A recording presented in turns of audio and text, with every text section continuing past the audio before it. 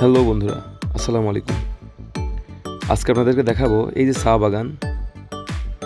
এখানে শত শত হাজার হাজার বিঘা জমিতে চা উৎপাদন হচ্ছে। এই যে চা গাছ, এই চা গাছ কিন্তু খুব একটি বড় নয়, বেশ ছোট ছোট। এখানে দেখছেন একজন মহিলা চা কাটছে, চা কাটছে। এখন আমার সামনে যে বাগানটি দেখতে পাচ্ছেন, যে গাছগুলো দেখাচ্ছি, এই যে সামনে অনেক বাগান, চা বাগান দেখতে পাচ্ছেন।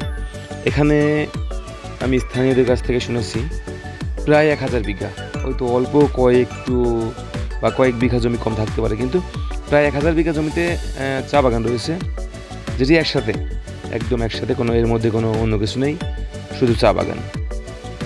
তো এটি দেখলে বোঝা যায় যে সিলেট আসলে চায়ের নগরী, যেখানে চা গাছ ব্যতীত অন্য গাছ খুব কম। আমি কয়েকটি চা পাতা নিয়ে আসছিলাম বাড়িতে, তো নিয়ে এসে প্রথমে শুকিয়েছি, তারপর ভাপ দিয়েছি, এরপরে ব্লেন্ডারে একটু পিষে নিয়েছি। ব্লেন্ডারে পিষা শেষ, এরপরে চালনিতে করে একটু চেলে নিতে হবে। চেলে না নিলেও সমস্যা নেই, কারণ চা যখন তৈরি হবে তখন তো আমরা থাকবই। তারপরে একটু পরিবেশ সুন্দর করার জন্য, ভালো দেখার জন্য আমি চেলে নিলাম।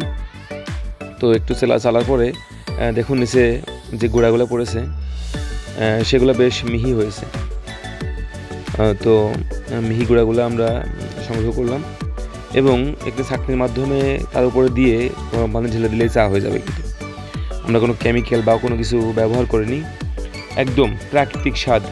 চায়ের যে মূল যে ফ্লেভার, এটি আসলে আমরা কিন্তু দোকান থেকে পাই না। এই যে দেখতে পাচ্ছেন চায়ের যে মিহি গুঁড়াগুলো হয়েছে, খুব বেশি হয়নি, আমরা যদিও অল্প কয়েকটি পাতা নিয়ে আসছিলাম দেখার জন্য আসলে চা কীভাবে হয়। জানি না আমি যে চায়ের মধ্যে কী কী কেমিক্যাল দিয়ে থাকে। তো যাই হোক, চা অনেক সুন্দর এবং সুস্বাদু, অনেক ঘ্রাণ সমৃদ্ধ হয়েছে। আলহামদুলিল্লাহ, আল্লাহর সৃষ্টিতে কতই না সুন্দর, যে চা পাতা গুঁড়া করলাম, দিলাম পানিতে, হয়ে গেল চা। আলহামদুলিল্লাহ, মহান আল্লাহ তাআলার সৃষ্টির তুলনা হয় না। আল্লাহ হাফেজ, দেখা হবে পরবর্তী কোনো ভিডিওতে।